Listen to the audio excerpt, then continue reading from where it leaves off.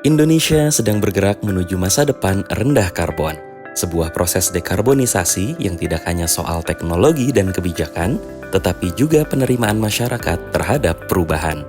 Diketuai oleh Dr. Farah Mulyasari, tim peneliti dari Program Studi Komunikasi Universitas Pertamina bekerja sama dengan Pusat Pemanfaatan Karbon Dioksida dan Gas Suar ITB meneliti bagaimana publik menerima implementasi Carbon Capture Utilization and Storage atau CCUS. Hasil riset ini dikembangkan menjadi model social license to operate yang relevan untuk konteks Indonesia.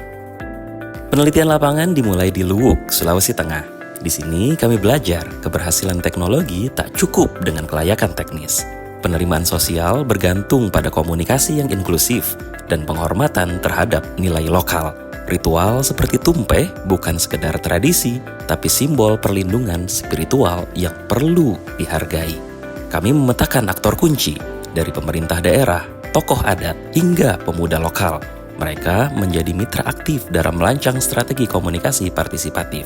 Inilah fondasi awal SLO untuk proyek CCUS di Indonesia.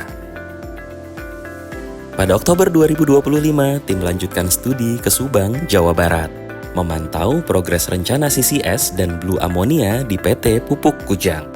Proyek ini berada pada tahap prakelayakan dengan pemetaan sumber CO2 dari dua pabrik amonia, yaitu Amurea 1 dan Amurea 2. Sekitar 76% emisi CO2 telah dimanfaatkan kembali, sementara 24% sisanya setara dengan 339.000 ton per tahun masih berlebih.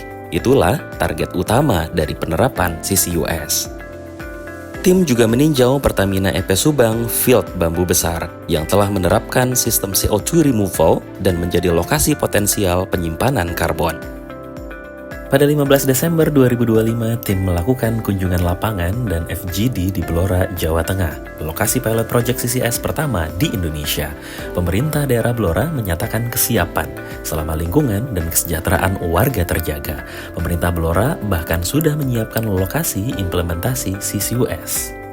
Pemerintah daerah juga telah memetakan pemangku kepentingan yang berasal dari berbagai elemen masyarakat Blora.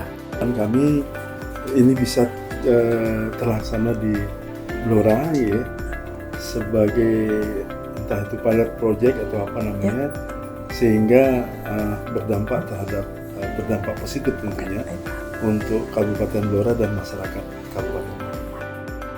Dari Blora, kami menemukan bahwa social license to operate dibangun melalui dialog berkelanjutan antara pemerintah, industri, dan masyarakat. Seluruh proses penelitian ini dimungkinkan oleh dukungan kebijakan dan pendanaan riset nasional. Dengan pengambilan data di Kabupaten Blora, setelah sudah penelitian kami mengenai bagaimana merancang model social license to operate untuk implementasi CCS dan CCUS dalam mengurangi emisi karbon dioksida di negeri kita yang tercinta ini. Dengan metodologi dan juga pendekatan social license to operate, kami berharap bahwa penelitian kami bisa berkontribusi untuk mencari tahu dan mencari jalan bagaimana masyarakat dilibatkan untuk mengurangi emisi yang semakin meningkat di setiap harinya. Tantangan pengelolaan emisi masih kita temukan di lapangan. Pada titik inilah, teknologi CCS dan CCUS menjadi semakin relevan.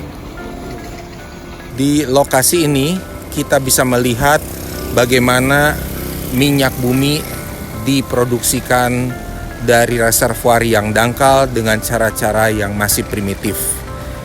Kita bisa melihat begitu banyaknya kerusakan lingkungan yang terjadi di sekitar penambangan minyak bumi ini. Ini adalah salah satu contoh bagaimana kita menghadapi masalah di lapangan dan mencari solusi yang terbaik agar kebutuhan energi dapat tetap terpenuhi, tetapi lingkungan tetap dijaga. Transisi energi yang berkelanjutan tidak hanya ditentukan oleh teknologi dan regulasi, tapi juga oleh kepercayaan publik. Melalui model social license to operate, CCS dan CCUS diposisikan sebagai bagian dari proses bersama yang adil, transparan, dan berakar pada konteks sosial Indonesia.